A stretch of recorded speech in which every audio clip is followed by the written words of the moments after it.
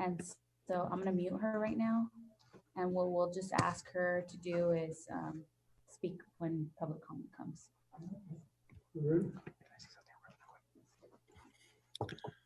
Oh, sorry. I'm like,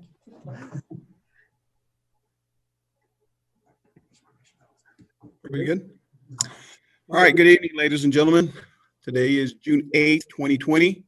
I would like to call to order the Othello School District Board of Directors regular meeting. We will begin tonight with the flag salute.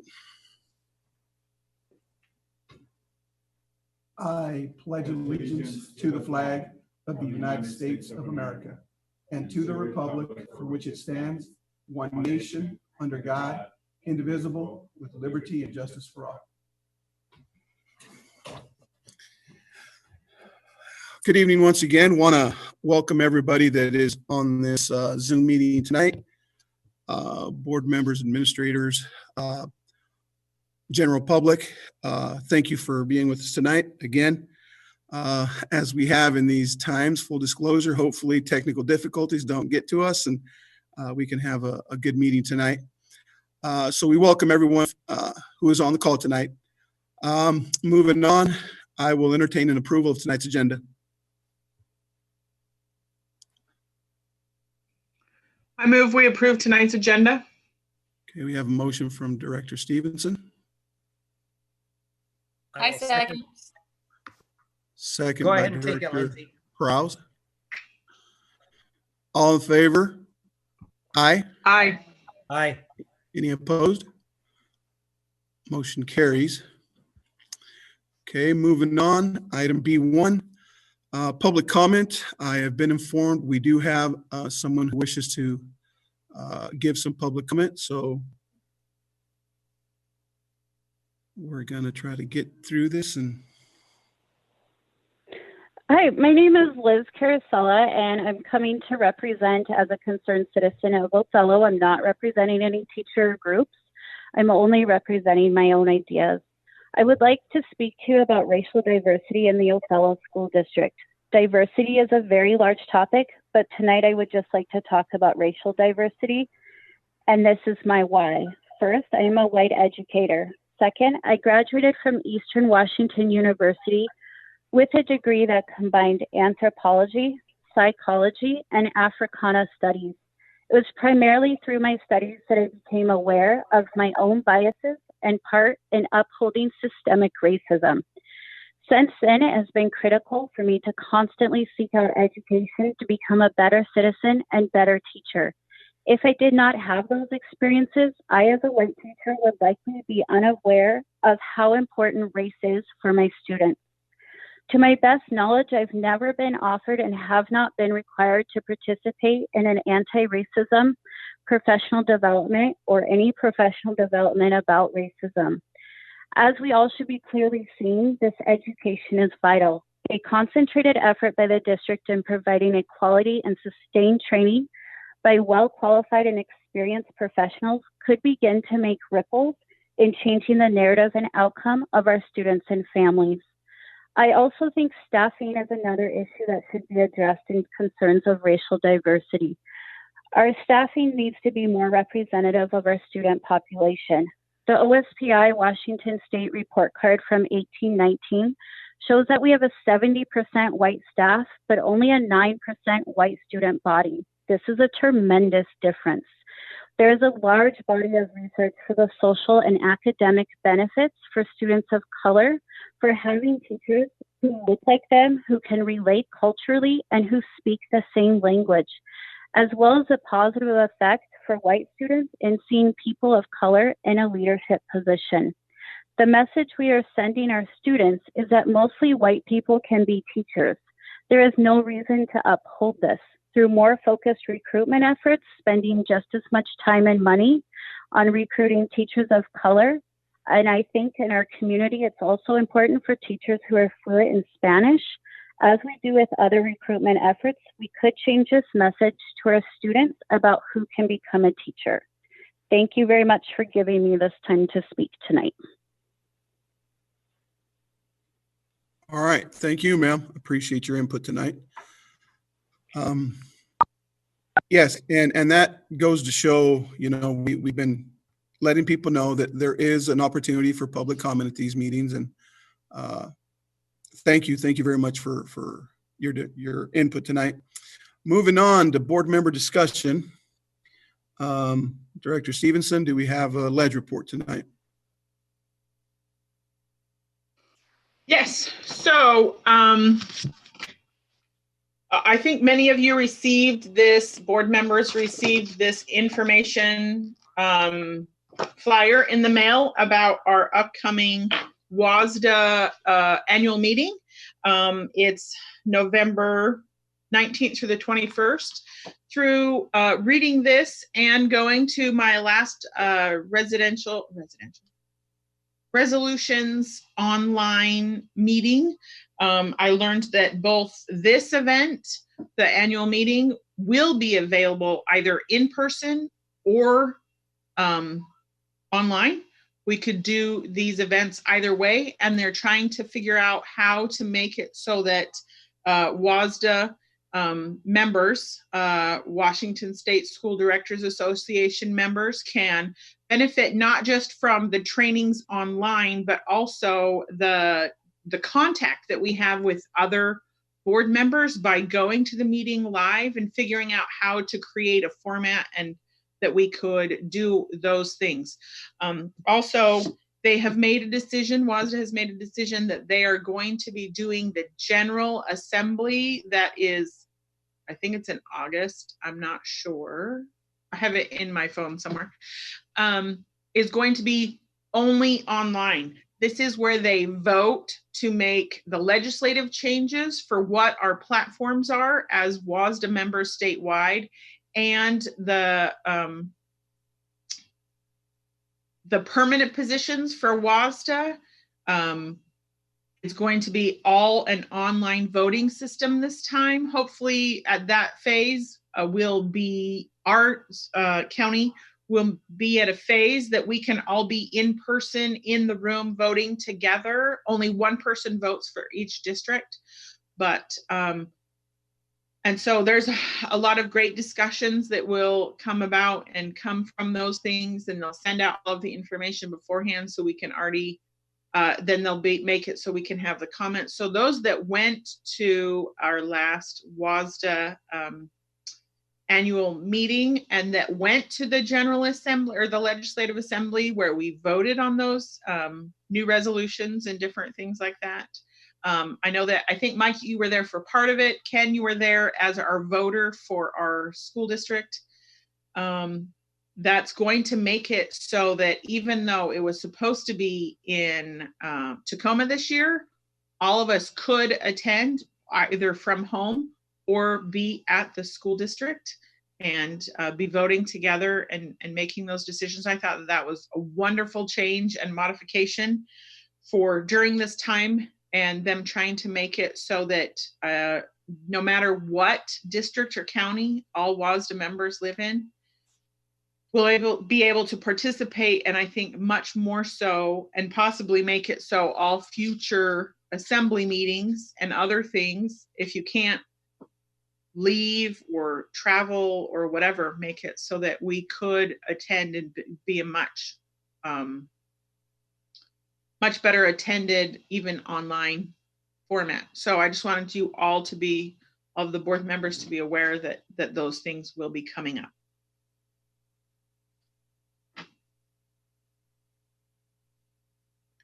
All right, thank you for that, Jen. Appreciate it. Moving on, I'd like to be the first one to admit that I did not do the self-assessment last time. Let us do that after the meeting tonight, guys. I apologize. I spaced it, but yes, let's do our self-assessments. The third bullet there under board member discussion is board retreat discussion. I think, as we all know, the OPMA rules have been extended to the 17th, which is when we have our board member or our board retreat planned. So I'd like to have a discussion tonight to see if we can't change it to the next night. I think it behooves us, or it would benefit us, that we are all together in the same building as we have this retreat. I just want to hear where everybody, or how everybody feels about that and what our calendars look like. I have no problem. I'm meeting on- totally on board with that, Mike. Oh, sorry. Go ahead, Ken. No, like I said, I have no problem to meet the next night. I'm up for that, and I'm ready to meet in person and get us all together to get this done. Lindsay, what are I you feel doing? the same as, okay.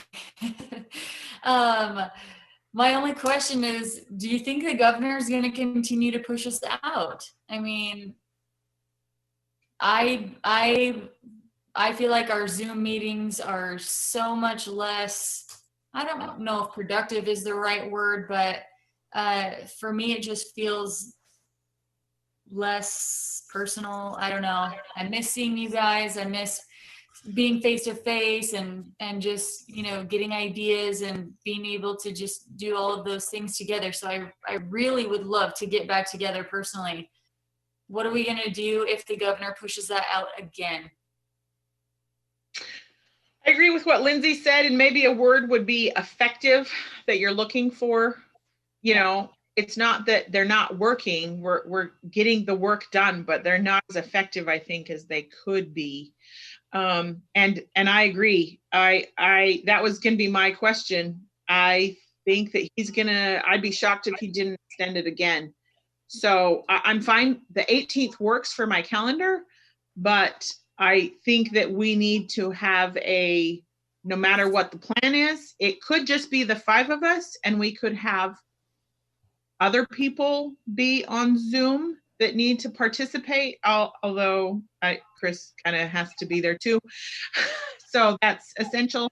So technically that would be 6 of us, and then everyone else would be available by Zoom. But I think that we need to have a plan, even if we do move it to the 18th and the governor does extend it, that we're still live in person, the 5 of us. I think what we can do is if the 5 of us are here in the boardroom, other members can be in a separate office here via Zoom, and we'll interact that way. So I think we'll change it to June 18th from 4 to 8 p.m. tentatively. We need to hear from Sharon and make sure that that date works for her before we do that, I think. She's here in the boardroom tonight and she's nodding her head. I'm sorry, Jen, I should have mentioned that. Okay, great. Yeah, she's here and she's okay with that. So I think we're unanimous there in moving it to the 18th. All right, well, okay. We're going to get some technical issues, some help for Sharon here. Moving on, I want to once again appreciate Elise and Lauren. Oh, yes. Before we move on, any questions on the agenda, the board agenda that's there? This is last year's. It is tentative here. Just looking at this, I don't know if an executive session at the beginning of the meeting will be necessary. Last year, there was an issue that we discussed that was absolutely necessary there. But this was kind of the format, or not kind of, this was the format that was followed. I expect it to be something similar to this. So if anybody's got any ideas or any suggestions, please let myself or Talia know so we can modify this. I know there's a lot that we can talk about this time around that wasn't a topic of discussion last year. We'll have to incorporate it in here somewhere. Keeping in mind also that we did leave the option open of perhaps needing to meet a second time and maybe getting our mugs together again on Friday to have part 2 if it comes to that. So if there's something that you feel is necessary or needs to be modified here, if we can let Talia know so we can try to crystallize the agenda. One thing that I just wanted to say, especially for Lindsay and Sharon, and then a reminder for both Mike and Ken and myself, is that the surveys that were sent out to both the staff and administration and specifically for Dr. Hurst, we go through those question by question and discuss those things. But for the comments part, we go through those in executive session because sometimes there's specific names that are mentioned, and that part's not, that comes down to specifically evaluation of a public employee. But the board evaluations from the community, we do all of that publicly. We go through, I mean, like overanalyze sometimes them to death so that we can get all of the information that we want to and need to and feel like is important to get out of every survey that's been done. And so that part takes up a huge, I can see that I already had that on the agenda for last year, but just for those that I think we all need refreshers or those that haven't been at one of those retreats, that part takes a large chunk and is pretty intense. And there are parts that go into executive sessions so that we can discuss the specifics of those things. Yeah, thanks for that info, Jen. And last year, it took the full 8 hours. It did take the full 8 hours by the time we went through these. A question on the survey, which Chris may be able to answer. When is the deadline for the teachers and the public to have all those surveys in? Or the last date that it could be taken on the Survey Monkey? It was on Friday. That was the deadline. Could you tell me what kind of a response did we have? We have 53 responses from the community for the board. 53 responses from the community to the board. We have 88 from staff to the board. 188 from staff to the board. 206 from the staff for the superintendent. 206 from staff to the superintendent. And 19 from administrative superintendent. 19 from administrative staff to the superintendent. And then just a reminder, the school board self-evaluation, I only have 3 responses. On the school board evaluation, there's only 3 responses. Oh, that's disappointing. But how many administration staff do we currently have? You said there's 19 responses. How many staff do we currently have in administration? That's just about all of them. Okay. So that's a very good response. I think those are really good numbers to work with this year. All right. Moving on now. Just to be I clear, want to thank. I think Lindsay had that question in on tonight. Somebody remind me, is this Lauren's last meeting? Mike, hold on. Lindsay had a question. Oh, never mind. Jen. sorry. No, So Lauren, I sorry apologize. about that. There's just too much going on in my mind. Thank you guys for being on. And is there any reports that you guys have for us tonight? Hi, I just have something like really small to talk about. Go ahead. So the drama club held their elections, and I just wanted to talk about who won and our future show. So Dallin Freeman is our treasurer and will represent us to the ASB team. Madison Giles is our secretary. Cassie Fletcher is our vice president, and the president of the drama club is myself, Lauren Maples. Our show for next year will be Father of the Bride. Of course, everybody is invited. And next year, if we can showcase it to the community, I will happily give you the ticket prices and the show times. Awesome. Thank you. Thank you. I do have something to share. It's a little bit longer, so I just reached out to the principals and asked them about, I knew some of them were having some like end of year little parade things or whatever. So I just asked them to share with me something about those. So I have a report from almost all the schools, so I'll just share that with you guys. So Ludwighaga said they had a little drive-by for the kindergarten students, and it was short and sweet, and they had a photo opportunity. And then They're gonna host on June 10th from 5 to 7 a reverse parade for their 6th graders. And so their dual language celebration night was canceled. So now they're gonna have parents drive through their parking lot where their teachers and staff will be 6 feet apart. And they will get to celebrate their 6th graders. So then, okay, hold on. Sorry, I'm trying to read these from a computer and it's really small. At Hiawatha, they had their kinder send-off last Thursday. It was a drive-through pickup for their diploma and some goodies. And they had a wonderful turnout. And then they're gonna have something similar for their 6th graders on the 10th. At Scootney, they had their kindergarten graduation last week. And it was great to celebrate their transition to 1st grade. They saw a lot of students and families, and they're preparing a farewell for their 6th graders on Tuesday. At Wahidas, they're gonna have their kinder drive up on the 9th and the 10th in the front of the school, and their 6th graders are also gonna have a drive-through celebration on the 10th as well. And then they held their annual talent show over Facebook, and links were sent to Google Classroom so that all the kids could watch.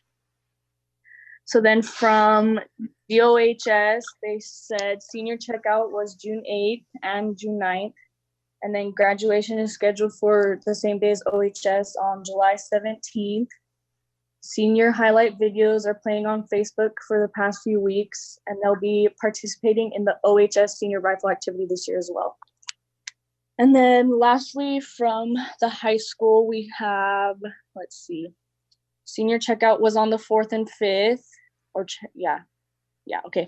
And then on the 11th, it's the last day for seniors to turn in anything related to their Husky futures and their high school and beyond plan. And then next week, they're having their National Guard and Second Harvest come to the student parking lot again to give out food for the needy from 11 to 1 p.m. until supplies lasts. And that was all the reports that I got. So thanks for letting me share. Elise, can you give us the details on that food pickup again, just the dates? And So he didn't give me a date. He just said next week in the student parking lot at OHS from 11 to 1 p.m. or until the supplies run out. But I don't have a date. I can try and get that and send it to you guys. I just know that that's a highly attended thing, and the public likes to know that. Typically, they post that on Facebook, the city, and I think the school as well. And that's just a day of a lot of cars in that parking lot. Yeah. He didn't give me a date, but if we need, I can ask for it and send it. Thank you. All right, appreciate that, ladies. Any other questions for our student reps tonight? Good job, girls. Mike, I don't have a question for them, but you had asked if this was Lauren's last, and what we decided to do was Lauren is going to be until December, and then we'll get a new one then, and Elise is actually going to have an 18 months, and it's not going to be until next June. So we have both of them for a while longer. Yeah, when you raised your hand, it was one of those, okay. Yeah. No. Right. Also, though, I think Lindsay was trying to say some more things on the board member discussion before we move forward to the representative report. I am sorry, Lindsay. Anything else you want to add? It's totally okay. My question was, so Jen, when you heard that there were only 3 school board things, I couldn't hear very well. Does that mean that only 3 school board members responded to the survey, or does that mean that only 3 people critiqued the school board in the survey? Does that make sense? Yes. So everyone can fill out the survey, and I think that Dr. Hirsch said there was like 56 responses from the community. Mm-hmm. He said 188 from staff for the board evaluation. But in the terms of comments from the community, there was only 3 comments. And so oftentimes the questions are great, but they're multiple choice. sometimes those comments are, I feel like, are a lot more helpful and give us a lot more information than just the survey alone. And so they didn't say how many comments came from staff, but it's for us to be and improve upon ourselves and as a board and those kinds of things. I find those surveys really, I use a lot of information from that. And there are things that we changed last year and the year before according to those surveys, how we did certain things, and sometimes our policies, just tweaked them to fine tune to be better in tune with our community and those kinds of things. The comment on 3 board members, Lindsay, was referring to us. Only three board members had answered our own survey. Okay, so that's what I was asking. Yeah. So there's two of us who still haven't done a survey. Is that what you're saying, Mike? That is correct, yes. Okay. Is there any way to tell who that is in case it's me? I don't Well, think I'll it's tell you. me. Yeah, and I'm one of them too. This is the longest I've spent in front of a computer in almost a week. Lindsay, you did yours.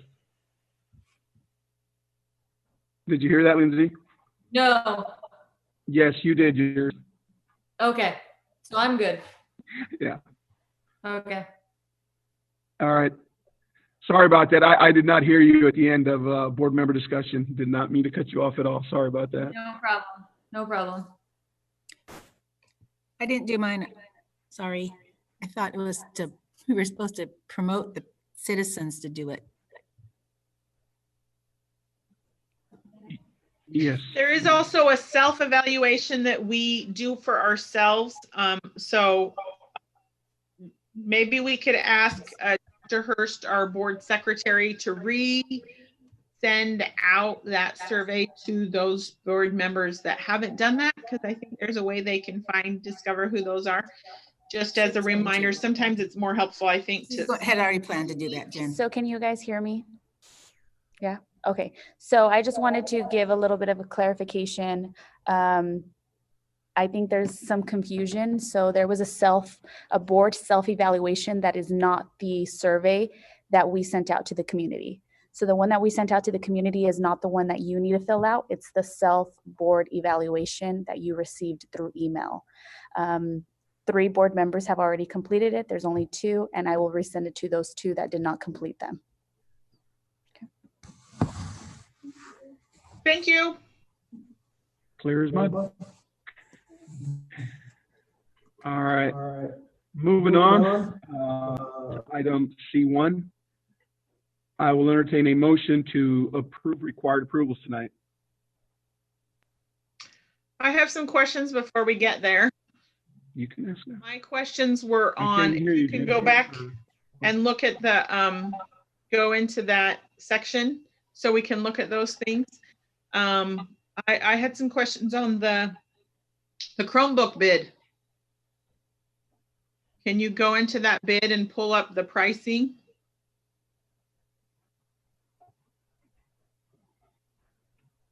I thought it was very valuable to see how you're going to, who will be getting these 2,600 Chromebook suggestions, and then also how the funding is coming. I think that those were very valuable informations to have. But at the bottom, it says that for the pricing, it said that only 200 of the Chromebooks needed the Chromebook education upgrade. Why only 200 of the 2,600 is my first question. I have more than one. Okay, so the reason is because earlier in the year, we had purchased 2,400 Chromebook licenses because we had thought the prices were gonna go up.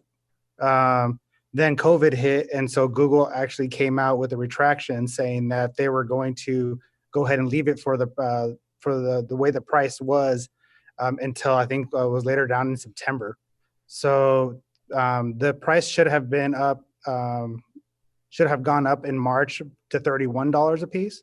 So that's why we buy it 2,400 off the bat at $24. And so since we're buying 2,600 Chromebooks, we had to purchase an additional 200 in order to keep current with our licenses for Google Chrome. Okay, that makes sense. Can you scroll up to the pricing bid? And then the next question that I had was, I need to look at it so I can remember what my question was. Sorry. Maybe scroll down is what I should be saying, not up. My kids get mad that I say it the wrong way. Keep going. It's a little bit lower there. That last one. The electronic care pack pickup and return service for the damage protection. $59 a piece. I know that currently our IT department is fixing all of the problems that we're having. So this is about half of all of the Chromebooks that we have that you're proposing to have them repair them. Is there some kind of, since it says pick up and return, is there some kind of guarantee as to how long that will take? Do we have enough replacement for those students? And then are we spending more than $153,000 on our own staff to repair only half of the Chromebooks over their life?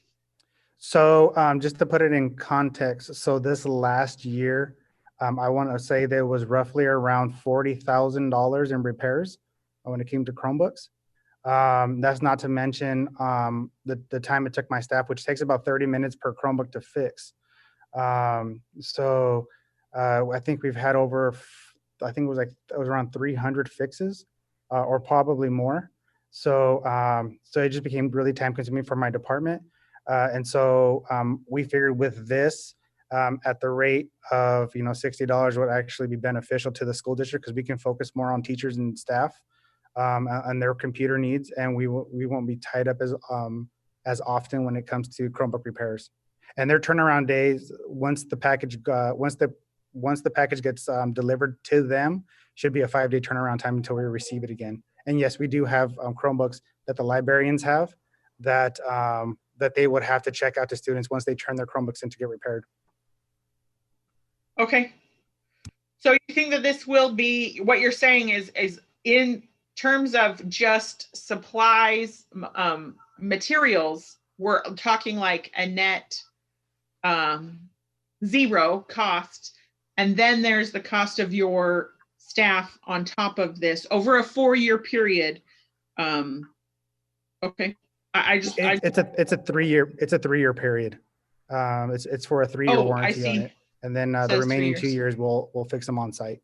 So, but at least this will help us out initially to free up my staff to be able to attend to staff needs. Okay. And you are easily going to be able to tell old ones from new ones. And so to help cover some of this cost, we will be collecting insurance like we normally do from parents, and it will kind of help offset this cost as well. So, okay. My question. I understand. Thank you.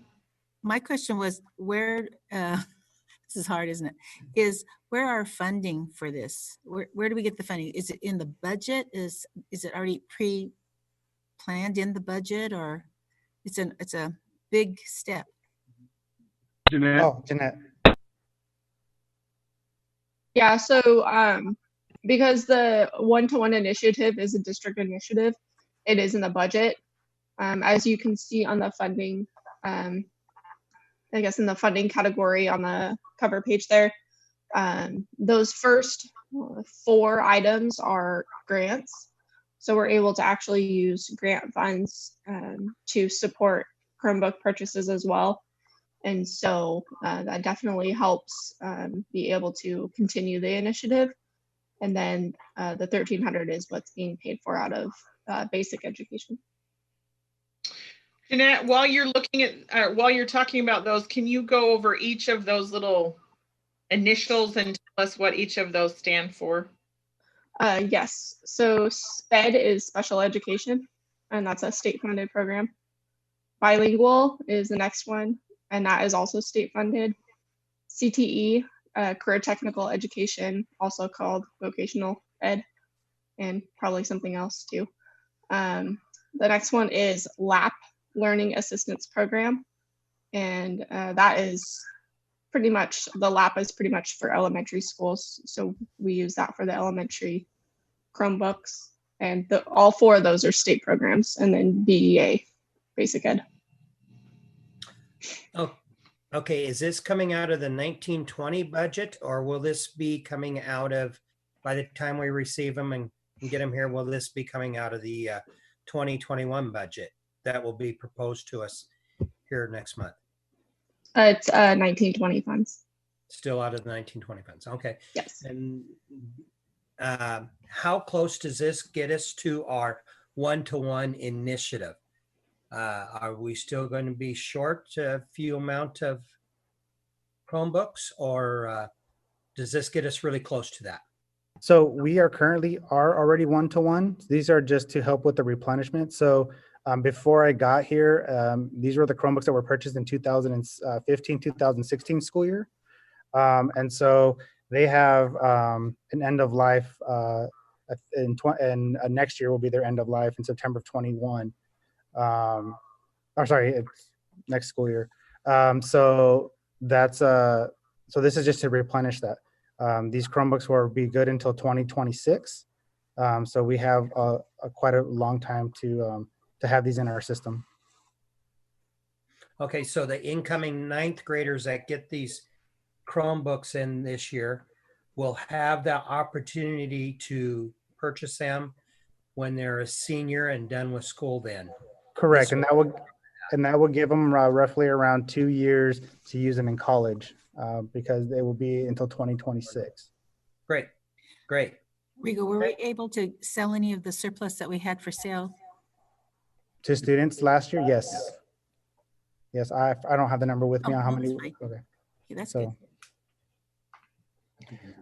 So I want to touch on a little bit on the end of life, meaning for those that are not aware of it. So end of life basically means is when the Google will stop giving updates to the Chromebooks. We consider that as end of life because then they're kind of vulnerable to security risk and so forth, just because Google is not updating those anymore. So when something becomes end of life, we want to make sure they're not in our environment when that happens.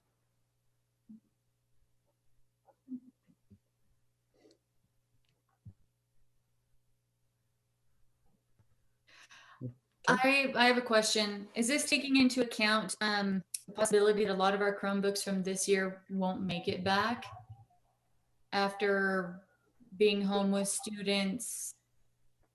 So the nice thing about this, Lindsay, is that a lot of the Chromebooks that the students have or that took from the elementary schools are these Dell Chromebook 11s. So that's correct. So if they don't come back, we still have the insurance. We still have, we're still able to find the students for, losing their Chromebooks or damaging it. Yeah, so it kind of helps with that as well. Okay. Thank you.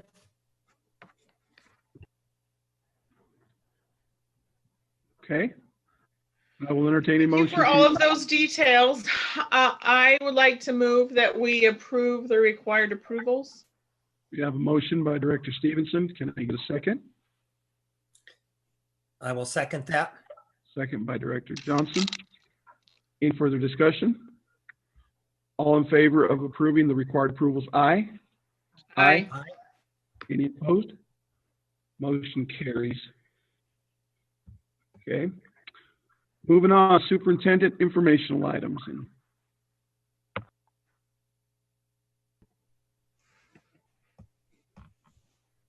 We're going to put something up on the screen.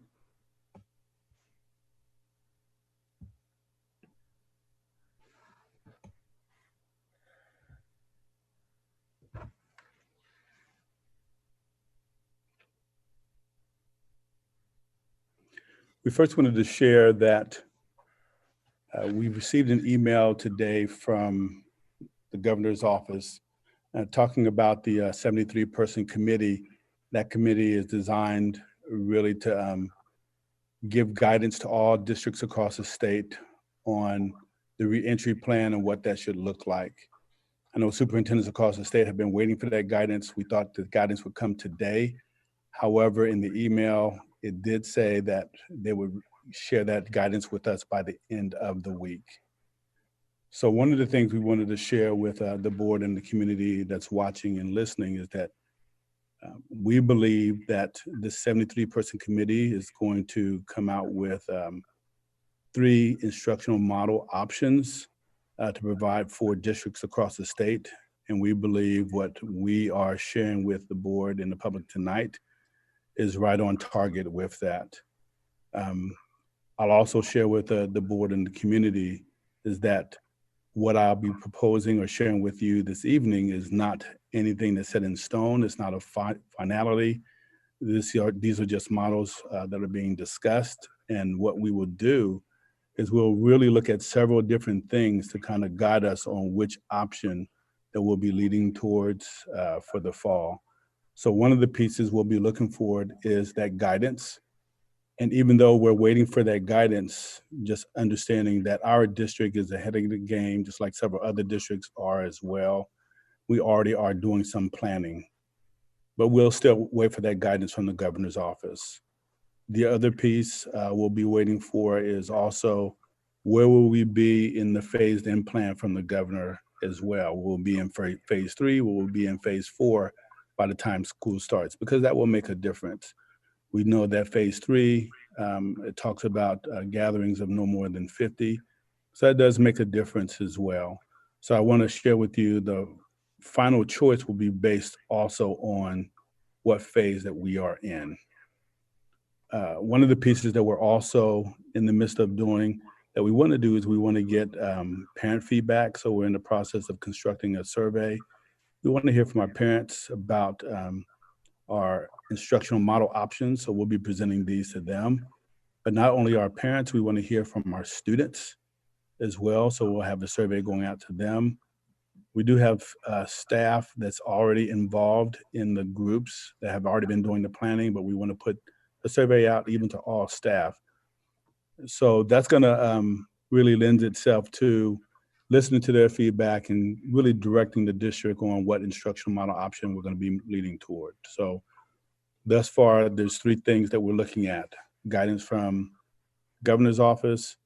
We're looking at the phase that we're going to be in. We're looking at the feedback from parents, staff, and students. And then the last piece we'll be looking for is guidance from the Department of Health. Superintendents across the state have been shared that we are supposed to be working with our local Department of Health and getting guidance from them just to make sure that we're doing everything safely when we do re-enter. So those are the 4 things or 4 areas that's really going to guide the decision on what instructional model we'll be looking at for OSD. So again, there's 3 options that we're going to present. Nothing is set in stone. The first option I'll share with you, if you go down, scroll down a little bit, please. This is just an overview. Again, this is what you're going to probably hear this coming Friday also from the state, looking at a traditional option, and I'll talk a little bit more about that in a second. A blended option. Blended option, what we mean is it combines both a traditional option and it combines an online option, so a half-half model.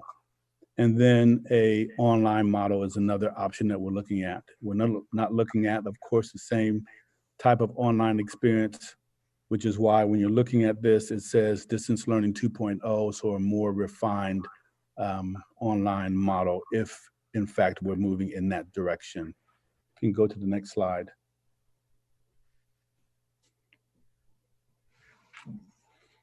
The next slide really breaks it down, gives you more information in detail about what traditional option will look like. And again, I will share with the board, with the public. We're looking forward to the opportunity for all of our adults and all of our students to come back. We do know that we want to do this safely. And we do know we'll be looking at those 4 components, but we're certainly all on the same page of wanting our kids back and our adults back into the classroom. And that's what the traditional model is. Just as it says, it provides face-to-face instruction just as it was before COVID-19, full classrooms, full day instruction. However, what we have to keep in mind is what the health guidelines, social distancing, and making sure we have appropriate PPE. Of course, under the health guidelines, we have to make sure if our students come back in full force, if our adults come back, that we have training, education around frequent hand washing, enough hand sanitizer and disinfectant as well, that we have also our cleaning schedules down pat and everything is being cleaned. We also need to make sure that if this is the option that we're headed towards for the fall, that we understand social distancing, looking at how we're using the cafeteria and maybe using classrooms to serve our kids the meals, and that they're in prepackaged meals instead of the full service meals. And then also, if we're going to be going towards the traditional option, we make sure that we have PPE. PPE is personal protective equipment. That includes gloves for the appropriate personnel like food service workers and custodians, and also a mask. We will share that we have received an order of 6,000 and also 5,000, so approximately 11,000 masks for our students and staff. We still have to determine how that will be disseminated, and we will be sharing with our board and our public how we use those 11,000 masks to distribute, whether those will be distributed on a one-time or a two-time basis. And then after that, then it will be the responsibility of the student. We don't know yet, but we do know that we have a starting point with 11,000 masks. So that's really the traditional model, is really the model that we have now, but keeping in mind the health guidelines, social distancing, and appropriate PPE. Next slide. The next slide is really our blended model. And again, I shared that this is our face-to-face instruction and online or distance learning. So when we say face-to-face, that means students will come half of the day. So imagine a full day of school split directly down the middle. So if a full day consists of, let's say, 8 hours, hypothetically, then 4 hours of that will be face-to-face instruction. The other 4 hours of that will be online learning. And again, just want to reiterate that this model, or all of these models, are dependent upon the phase. The reason why this has to be an option, because if we're in phase 3, or if we're still in phase 2, then that tells us what we can do and what we cannot do, which means if we're in phase 3, we have to look at that option of bringing half the students on, because we don't want to put ourselves in the position where litigation could happen against the district where we're going against the phase-in plan. So the face-to-face will be half, and then online learning will be half. Split it right down the middle. That's why you see an A-B schedule for high schools. And then you see an AM-PM for K through 8 model. And again, if we go to a blended model, half instruction, half online, there's still things that we have to take in consideration. We still have to take in consideration health guidelines, because students will still be there. And we'll really have to look at the cleaning schedule, because once half the students leave, then the other half will come on, and everything will have to be clean. So I have to look at the cleaning schedule even more for a blended model. Social distancing, again, even when you have half of the students on the campus, whether it's elementary, middle, or high school, you still have to make sure that we're practicing social distancing. We'll still have to make sure that we have appropriate personal protective equipment for our staff and our students. And then when we come to the blended model as well, we're looking at the transportation. And I will share with you for the board, we're still working on a lot of these issues, which is why we have a portion where we have several questions that we're asking ourselves as well. However, transportation will be something we have to consider, because we have half the students coming, they'll have to be dropped off. That's why you see in the morning route will be those students who live out of town or the country students.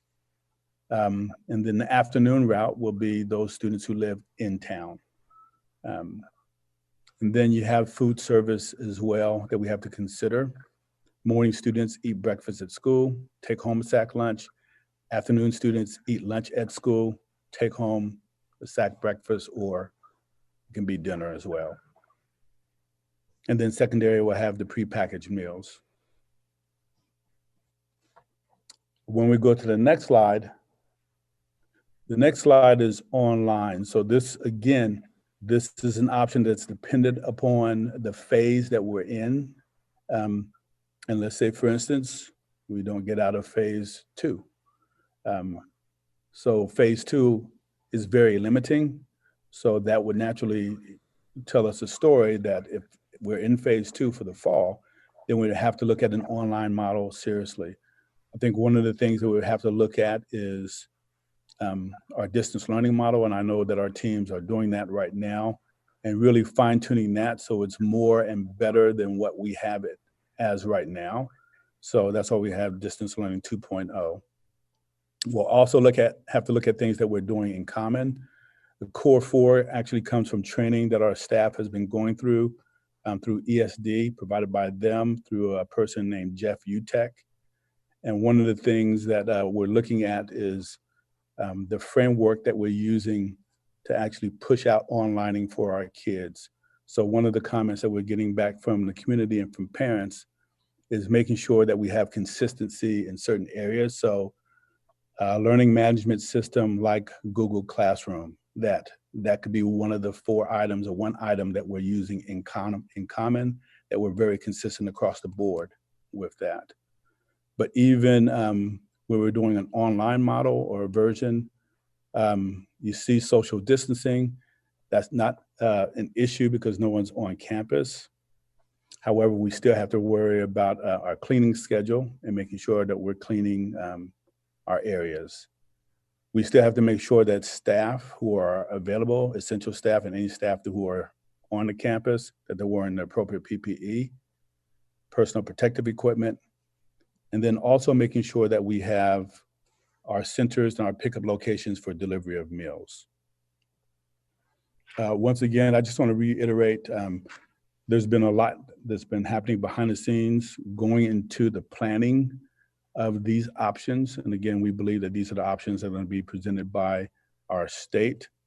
But just to give you an idea of the planning and the questions that are being deliberated around, if we can go to the last slide. 2 down, please. That one right there, yes. So there's some research from a group called Hanover. They put out this research really for districts across our nation. And the ESD 123 has put this out for all of our superintendents in the region. And it really is comprehensive and allows us to look at multiple areas where we can plan around. So for those who are in the audience, we have to consider whole child support. So you can see the questions that are being asked around what can we do with our children to make sure that they are taken care of and they are safe. We're looking at questions around health and safety, structures and systems that we have to make sure that are in place before the fall starts. Our blended learning opportunities and making sure that's in place. Questions around parent and community and engaging them in this process. Next slide, please. There's also several questions that we're asking ourselves around our schedules. Also, equity is a big question as well, ensuring that we are promoting equitable experiences across the board for our students. Looking at our meals, our lunches, transportation is another set of questions. Looking at our high-risk employees, those who are more susceptible to COVID-19, and what do we do with those students and those staff? And looking at certainly technology and supplies. Last slide. Another group of questions that we're planning around is around assessments and standards. And then we have a group of miscellaneous questions. So you can see for a board, there's a lot that's been going around behind the scenes. Our team has been working vigorously around the clock on these questions and proposed these models. And again, we're still waiting for that guidance. We're looking forward to being in phase 4 for the fall, hopefully. And then also wanted to make sure that we have a solid plan moving forward for August. So that's what we wanted to share with you. Any questions from the board members?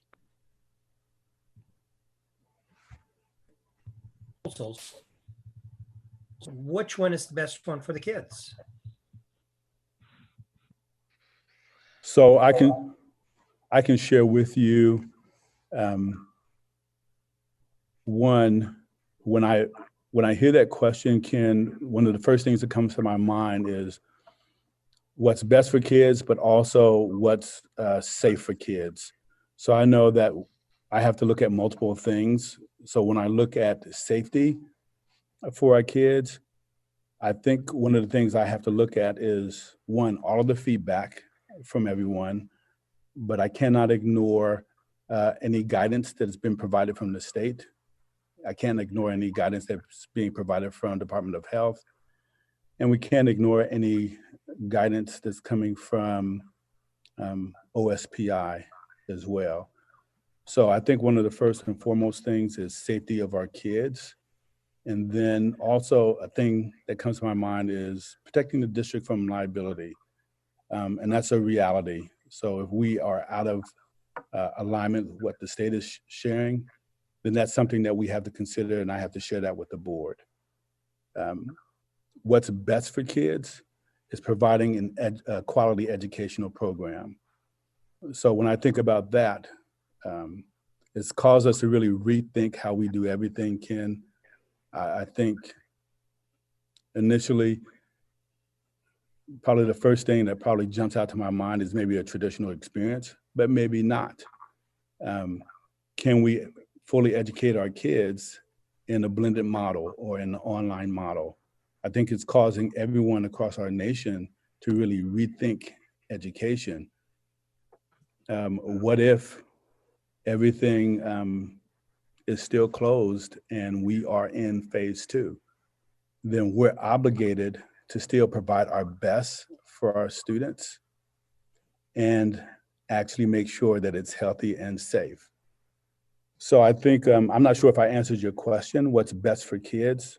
I would just say the best for kids is a quality education. So can we do that? I think we're obligated to do that, no matter what environment we're in, online, blended, or traditional. I've made myself known. I really believe we need to try to get our kids back in school in a traditional model. We found out with this experience the past few months, we are in a very unique part of the county. We don't have internet access to all here. It's very hard. We've lost some kids this last few months that really needed that education. And we're not impacting them for the last few months. We're impacting them for the rest of their lives. And we are in a very unique situation here with this COVID and everything that's going on. But also, and I've heard this, what's best for the kids, and we need to look out for their future too. And we do need to look out for their safety. I completely agree with that. I just would like to push towards the more traditional part as much as we can, even if we have to kind of step out of the box that the state is trying to keep us locked into, to research some different areas possibly that we could try to make that possibly work, to try to get our kids back into school and be in front of that teacher as much as possible, but still take the safety steps with students and staff that cannot be there all the time. I'm just ready to lead that charge. And I know there's other districts within the Columbia Basin here that are on the same level. I've had discussions with some other board members of other districts. And they just feel that we need to try to get our students, or work as hard as we can to try to get our students back into school full time.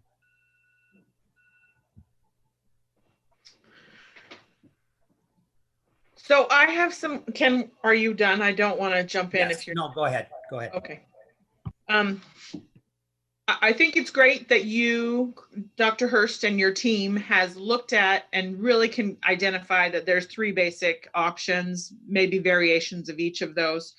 I do want to make sure that each of these plans, let's say that even if we're at a level 4, a phase 4, I'm sorry, with the state, for the county, but a family is uncomfortable yet still sending their kids to school, and they've already had a track record of success with online learning. Is there an option that if a family decides they're uncomfortable with whatever the plan is that our district is moving forward with, that they could still choose maybe a less, let's say that you do traditional, that they decide they only want to do half day, or they want to do online, and they've already had a track record this year of success online. Is that something that you're going to look at as a possibility? I think we're obligated to, Jen. Certainly if, let's say, for instance, we're in the traditional model and everyone comes back, I think you're right. There may be some families that feel a little uncomfortable coming back in that setting for whatever reason. I think we're obligated to provide another option, and maybe that is an online option or a blended model. So I think you're absolutely right. We are obligated to do that. Okay. And I think do you're- love that you're looking at a bunch of different options, and it does sound like there is the potential that we might be more than one of these, depending upon what phase we're in. We could start out maybe blended and then go to traditional, or maybe even backwards. Start out traditional and have to go to blended, or maybe even have to go to online at some point throughout the next school year. I mean, we could end up having to do all 3 at different phases. And so that you've actually looked at, and you're looking at all of the questions and those kinds of things. I do appreciate that. And that also that you're talking to parents and students getting their input, because that's part of our policies, that you have to be getting that kind of input and stuff. So I do appreciate those things, and that you're discussing also PPEs to, giving them to the students and stuff. I know that this is just a difficult thing for everyone, but I do like that there's some options. But you're trying to, and that you have, and that we all have, it's not just our decision. We could decide as a district, we're moving forward with this in our local office of district, the local health officers. Health department, yes. Thank you. Or even the state says, that's a great that you have that plan, but nope, you're not doing that. That you're actually realizing that we want and have the local control, but that local control may be vetoed by other forces. I don't think we've had That you've taken that control into effect. yet. So- Sorry, Ken, what? Oh, I was just saying, I don't think we've had any local control in this whole COVID thing yet. We do have our local health department has given input, and so has our local DOH, not DOL, whatever, whoever he is, whatever that his title is for Dr. Brezen. Yeah. Anyways, I appreciate that you're extremely thorough, Dr. Hurst, you and your team, with all your pages and pages of questions, and you're trying to look at all of the different sides. Lindsay? I'm sorry, Jen. Where are you at, Lindsay? I'm right here. And I actually had a question, so you must have read my mind. Go ahead. What about fall sports? Are teams gonna start practicing in August? Is that something we're putting a kibosh on? What do fall sports look like as of today? I think the only guidance that I've seen is around professional sports. I've not seen anything else, Lindsay, that gives us the indication that we're going to be starting. I think we're waiting for answers and guidance from the state as well. And I will share with Ken, I sort of have felt sort of a restriction as well. And some things have been dictated, but these are different times. And, you know, COVID-19 is certainly different. So we are receiving a lot of guidance, and we've just not received any guidance about fall sports. I know we have Pete on the line as well. Pete, have you heard anything about fall sports? We've not heard anything official yet. I know that athletic directors continue to meet in our league and across our region, talking with state officials. There are particularly football coaches who have summer camps and summer weight training activities that are ready to get going. But certainly the opportunity to do that isn't available based on current phasing. But I know that the schedules are in place. The coaches are in place, and the athletes I know are anxious to participate, but we have not received the green light to get any of that going. Okay. Sharon, don't know if you want to chime in or?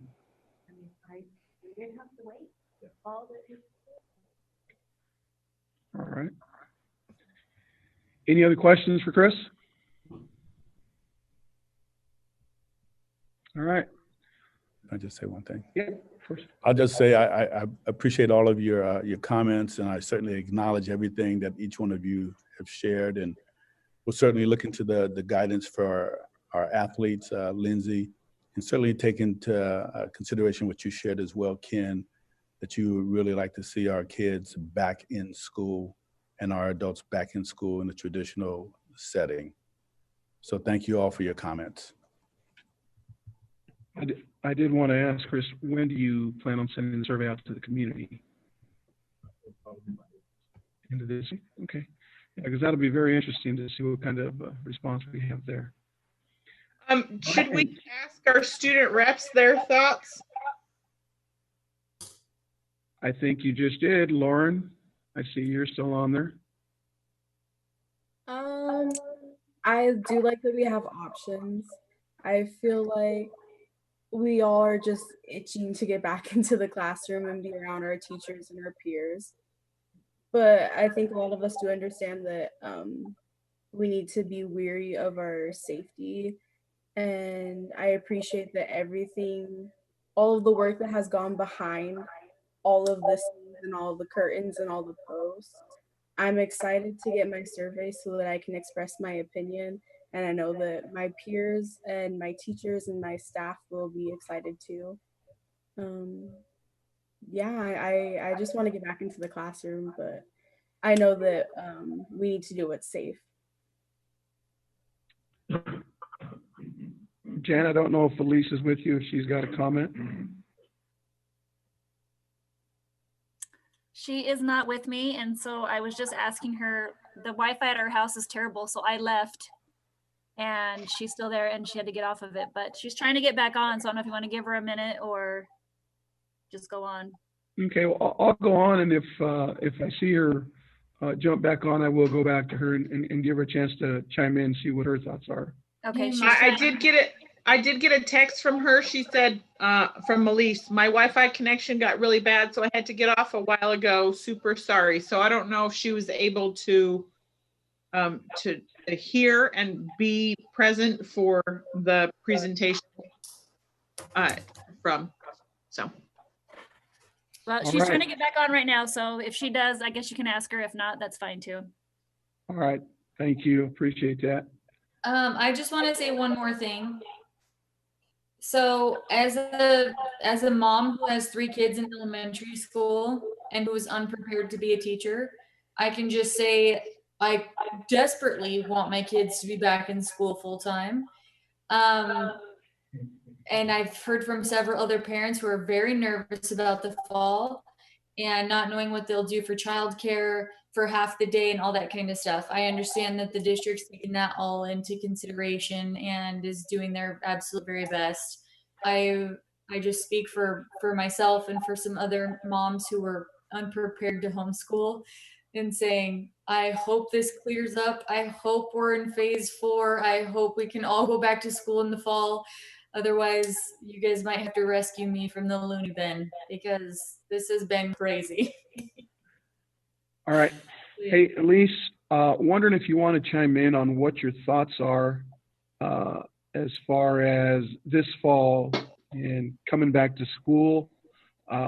If you've heard anything from your peers, if we do come back to school, I don't know if you were able to see the model options that were presented tonight, which are not set in stone or anything, but just wondering if you wanted to chime in to see where your thoughts at as far as this fall and the reopening of school.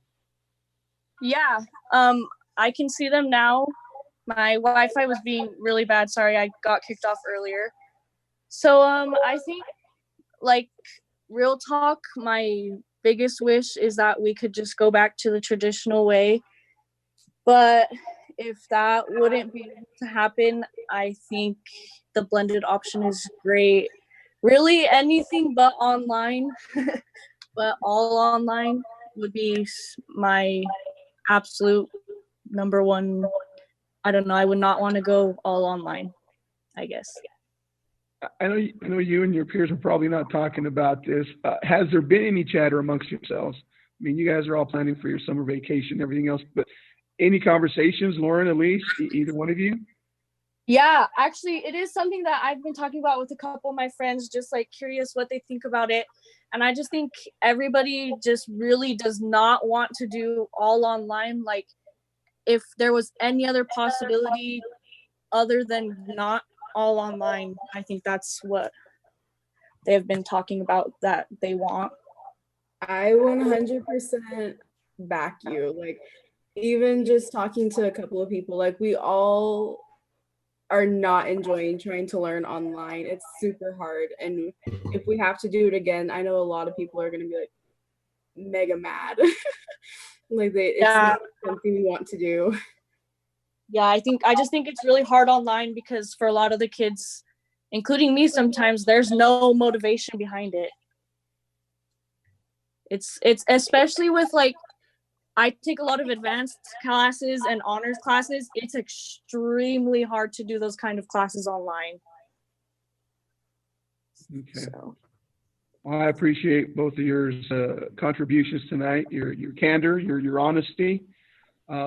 Thank you. That's it gives us an idea of kind of where you guys are at. Appreciate that. Moving on, item D1, policy review. We have some items in there. Do we need a motion to accept EL16? Okay. We do have the final reading of EL16, which is our safety and student staff EL. I think all the grammar is correct and everything else is worded properly like you, I think, requested, Jen. So I will entertain a motion to approve the final reading of EL16. I make a motion to approve the approve final reading. Okay, we have a motion by Director Prowse. Can I get a second? I second, but I would also like to add GP 7.1. I think that we could also approve that one in a vote, the revised version of the agenda, the yearly agenda. Agenda is the wrong word. Schedule, whatever. Calendar. Sure. Okay, do you want to amend the motion then to approve the final reading of EL16 and the revised version of GP 7.1? Yes, that's what I want to do. Okay, so we have an amended motion to approve the final reading of EL16 and GP 7.1, the revised version. Can I get a second? I'll second. Thank you, Sharon. Any further discussion? All in favor, aye? Aye. Aye. Any opposed? Motion carries. I was just going to say we forgot our June 18th meeting in there, which is not showing. Actually, it started out at June 17th, and it's our special meeting for next week. Yes. It will be added to the revised version. Thanks for notating that, Ken.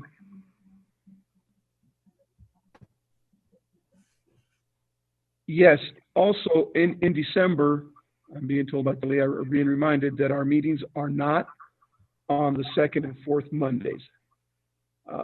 We know we come in, like I know the end of the year one is usually a Wednesday one. And it is a Monday and a Wednesday. So I think those notations have been made, the dates have been changed, and that's the stuff that's in red. Okay. Jen, do you want to talk a little bit about EL, what is it, 17? I think we need to vote on our motions. I thought we did. EL 17. We did. I thought we did we already. vote? Yeah. Yep, okay, on top of it. Thanks. So I, as part of the resolutions committee for WASDA, we modified the WASDA equity statement. And so we'll be voting on this at the General Assembly. And I loved it enough that I felt like we as a school board needed to have an equity policy ourselves. In fact, I almost want to move this to EL number 1. But let's just come up with the details of the wording first, and then possibly look at other policies with an equity lens. But that can be something that we discuss later on, or maybe have a workshop for looking at all of our policies with an equity lens. I know that this policy could be added to our diversity or to another policy, but I feel like it's important enough that the equity policy needs to have its own policy. Maybe one of those be added to this, but equity and diversity is similar but not the same. So I chose to have it stand alone.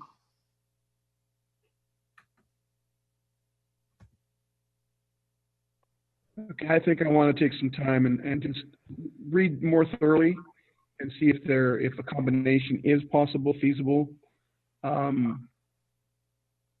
Is it fair to ask Chris for his interpretation of EL 17 as written tonight? Yes, I have actually had a conversation with Chris about that, but I definitely think that we need to hear that from him as well.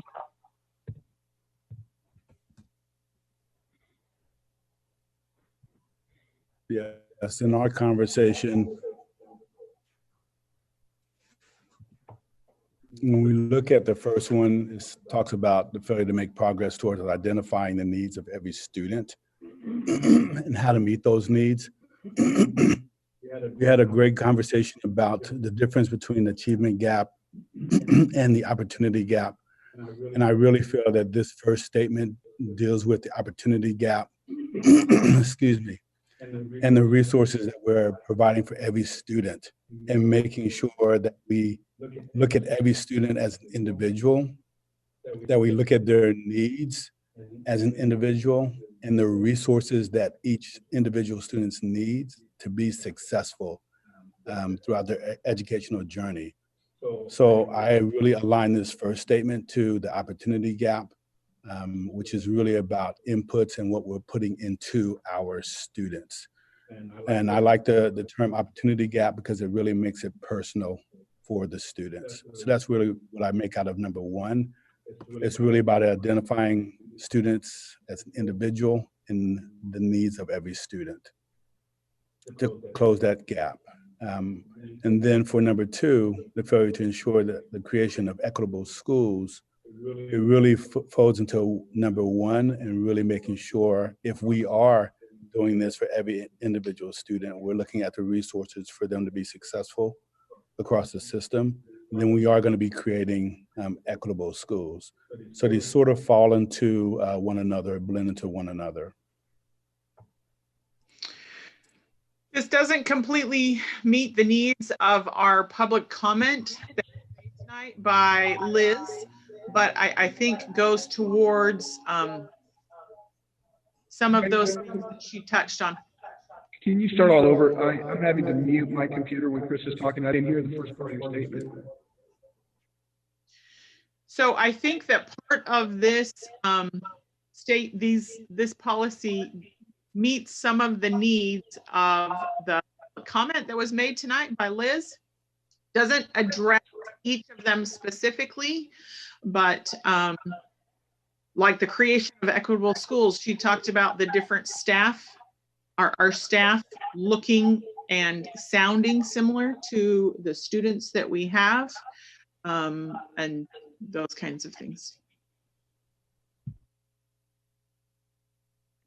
If I could just add, in my conversation also with Director Stevenson, I shared that it is impossible to create equitable schools without really that training for teachers and for staff that allows them to examine their biases or maybe their own discriminatory practices.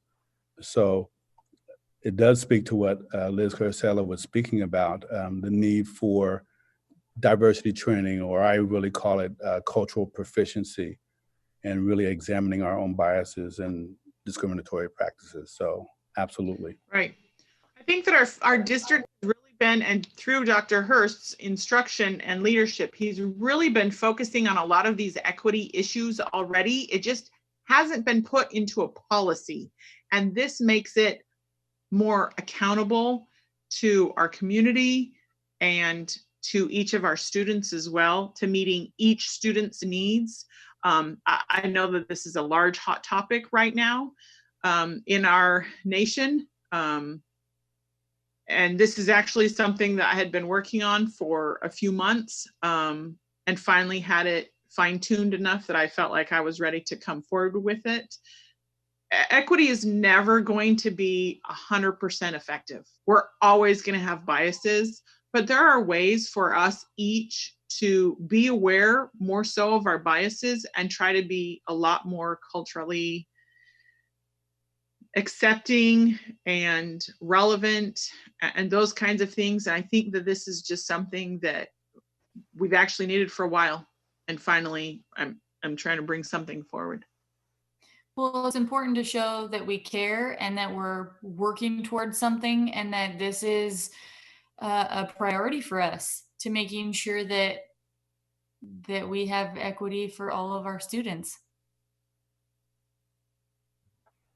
Jan, I don't know if I'm going to ask this question correctly, and this is just going through my mind as I'm reading through your number 2 there, specifically the failure to ensure the creation of equitable schools. I think needs a little bit of refinement as to your meaning here, because if we're talking equitable schools, are you meaning in relation to the predicated characteristics of race, circumstances, and poverty, or educational opportunities, extracurricular opportunities, all these other things to be equitable at all schools, or just these pertinent things that pertain to the equity of the race, circumstance, or poverty? I think we're sometimes told that the policy governance isn't specific enough, it's too broad. I think I don't know if I'm trying to get my point across, some refinement as to being as specific as we can.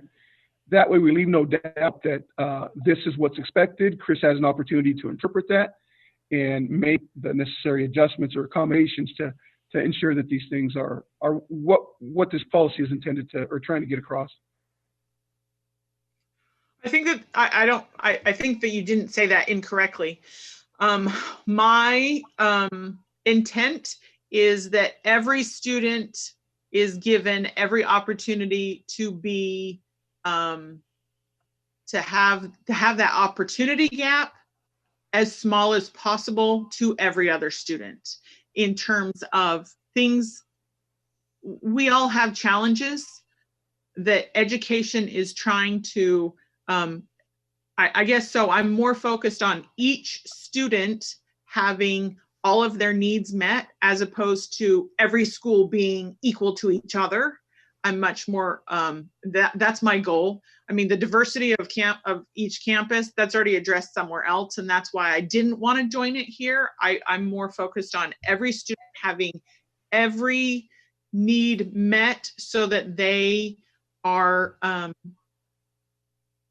getting all of their needs met so that they can be the best student that they can be individually. Okay, so what I'm going to recommend is that we table this, and the rest of the board, if we've got any ideas, I think we make them known. Like I said, specifics, or if there's anything that we need to address here, that we have an opportunity. I want to commend you, Jen, for putting this into an EL. Thank you very much. Like you said, it's been in the works for a couple months, and I know that I don't think the events of today is what prompted you to hurry up with this or anything else. I know this has been in the back of our minds for a while now, and I commend you for putting that into a document. But yes, we'll table this, and to the rest of the board, if there's anything that we feel needs to be added to this or mentioned as well, let's do that, and we'll have perhaps a conversation at the next board meeting. All right. Okay. Well, moving on.